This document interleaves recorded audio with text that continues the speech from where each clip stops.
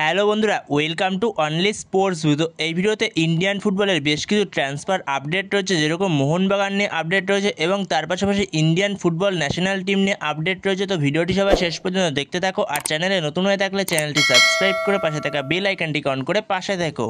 তো প্রথমে যদি ইন্ডিয়ান ন্যাশনাল টিমের এএফসি এশিয়ান কাপ কোয়ালিফিকেশনের ম্যাচ নিয়ে কথা বলা যায়, যে ম্যাচটা রয়েছে 10ই জুন বিকেল 5:30 থেকে।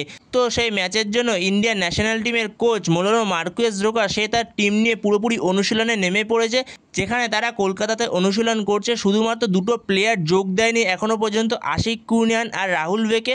তারা কিছু তাদের পার্সোনাল রিজনের জন্য যোগ দেয়নি, তো তারাও যোগ দিয়ে দেবে 1-2 দিনের মধ্যেই।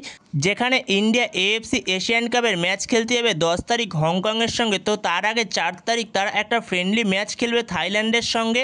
এছাড়াও তার আগে আরও একটা ম্যাচ খেলার কথা রয়েছে, ইন্ডিয়ার বাংলা সন্তোষ ট্রফি টিমের সঙ্গে একটা ম্যাচ খেলার কথা রয়েছে। তো সেটাও হতে পারে, তো দেখা যাক পরবর্তী সময় এবারে আপডেট পেলে অবশ্যই জানিয়ে দেবো যদি ম্যাচটা হয়। এছাড়া 10 তারিখ হংকংয়ের সঙ্গে ম্যাচ খেলতে যাওয়ার আগে ইন্ডিয়ান টিম 4 তারিখ থাইল্যান্ডের সঙ্গে একটা ফ্রেন্ডলি ম্যাচ তো খেলবেই। তো এরপরে যদি মোহনবাগানের টার্গেট প্লেয়ার রবসান রবিনোকে নিয়ে কথা বলা যায়, তো রবসান রবিনোর সঙ্গে মোহনবাগানের অ্যাডভান্স স্টেজেই কথাবার্তা চলছে। প্রায় অ্যাডভান্স স্টেজে সব রকম কথাবার্তাই হয়ে গেছে, শুধুমাত্র পেপার সাইনিংটা এখনও পর্যন্ত হয়নি। তো সেইখানে মোহনবাগান ম্যানেজমেন্ট কিছুটা আটকে রয়েছে। তো সেখানে হয়তো রবসান রবিনোকে শুধুমাত্র ACL 2 এর জন্যই সাইনিং করাতে পারে মোহনবাগান। তো সেরকমই একটা পসিবিলিটি রয়েছে, যেখানে মোহনবাগান ম্যানেজমেন্ট গ্রেগ স্টুয়ার্টের জায়গায় একজন নম্বর 8 এবং নম্বর 10 ব্রাজিলিয়ান মিডফিল্ডার সেরকম একজন প্লেয়ারকে খুঁজছে।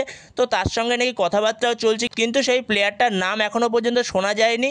তো সেখানে সেরকমই একজন প্লেয়ারের সঙ্গে কথাবার্তা চলছে মোহনবাগান ম্যানেজমেন্টের। তো সেখানে হয়তো রবসান রবিনোকে মোহনবাগান ম্যানেজমেন্ট সপ্তম বিদেশি হিসেবে সই করাতে পারে, যেখানে রবসান রবিনোকে শুধুমাত্র ACL 2 এর জন্যই সাইনিং করাতে পারে, যেরকম আগের বছর নুনো রেইসকে করিয়েছিল। তো নুনো রেইসের জায়গায় রবসান রবিনোকে নিয়ে আসতে পারে ম্যানেজমেন্ট। তো এরকমও একটা ভাবনা চিন্তা থাকতে পারে ম্যানেজমেন্টের মাথায়, কারণ সত্যি কথা বলতে ISL-এ খুব একটা দরকার নেই রবসান রবিনোকে। রবসান রবিনো যেহেতু লেফট উইংয়ের প্লেয়ার, পারফেক্ট লেফট উইঙ্গার একজন, এবং লেফট উইংয়ের পাশাপাশি সে অ্যাটাকিং মিডফিল্ডেও খেলতে পারে, কিন্তু অ্যাটাকিং মিডফিল্ড থেকেও তার লেফট উইংটা সবথেকে পছন্দের পজিশন। তো সেখানে লেফট উইংয়ে খেলার জন্য আশিক কুনিয়ান, লিস্টান ক্রসও দুজন পারফেক্ট ইন্ডিয়ান লেফট উইঙ্গার আছে। তো সেখানে আর দরকার নেই বিদেশি লেফট উইঙ্গার। তো সেই জায়গাতেই ACL-এর জন্য পারফেক্ট চয়েস এই রবসান রবিনো। তো সেরকমই একটা খবর বেরিয়ে আসছে, রবসান রবিনোকে 7th ফরেনার হিসেবেও সাইন করাতে পারে মোহনবাগান ম্যানেজমেন্ট। তো পরবর্তী সময় এ ব্যাপারে কোনো আপডেট জানতে পারলে অবশ্যই তোমাদের সাথে তখন শেয়ার করে দেবো। মোহনবাগানে কোন ব্রাজিলিয়ান মিডফিল্ডার আসতে পারে গ্রেগ স্টুয়ার্টের জায়গায়, তো এই ব্যাপারে কোনো আপডেট পেলে অবশ্যই তখন শেয়ার করে দেবো।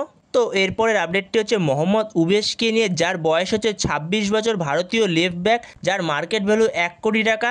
তো এই মোহাম্মদ উবেশ বর্তমান সময় খেলছে জামশেদপুর FC হয়ে। তো জামশেদপুর FC হয়ে তার কন্ট্রাক্ট শেষ হচ্ছে 31শে মে 2025-এ। তো পরবর্তী সিজনে এই মোহাম্মদ উবেশ সে পাঞ্জাব FC-তে যোগ দিতে চলেছে। তো এটা প্রায় অফিসিয়ালি বলা যেতে পারে, এখনও পর্যন্ত নাম ঘোষণা হয়নি। তো নাম ঘোষণা হয়ে যাবে ট্রান্সফার উইন্ডো খুলে গেলেই। তো ডিল ডান হয়ে গেছে। তো পাঞ্জাব FC-তে যোগ দিতে চলেছে মোহাম্মদ উবেশ জামশেদপুর FC থেকে। তো এর পরবর্তী আপডেটটি হচ্ছে নর্থ ইস্ট ইউনাইটেড FC-র player Michel Zabaco. North East United FC-র centre back, Spanish centre back. তো এই স্প্যানিশ সেন্টার ব্যাকের সঙ্গে নর্থ ইস্ট ইউনাইটেড FC-র কন্ট্রাক্ট ছিল 31শে মে 2025 অবধি। তো সেখানে যেরকমটা শোনা যাচ্ছে, এই মিচেল জাবাকোর সঙ্গে আরও 1 বছরের জন্য কন্ট্রাক্ট এক্সটেনশন করছে নর্থ ইস্ট ইউনাইটেড FC। তো সেখানে এই মিচেল জাবাকোকে আরও 1 বছর আমরা নর্থ ইস্ট ইউনাইটেড FC-র জার্সিতেই দেখতে পাবো। তো বন্ধুরা, এই ভিডিওতে এই পর্যন্তই। তো এই ভিডিওতে এই আপডেটগুলো নিয়ে আলোচনা করার ছিল। তো ভিডিওটি ভালো লাগলে অবশ্যই লাইক, শেয়ার, সাবস্ক্রাইব করতে ভুলো না। তো নেক্সট ভিডিওতে দেখা হচ্ছে, ততক্ষণের জন্য বাই বাই।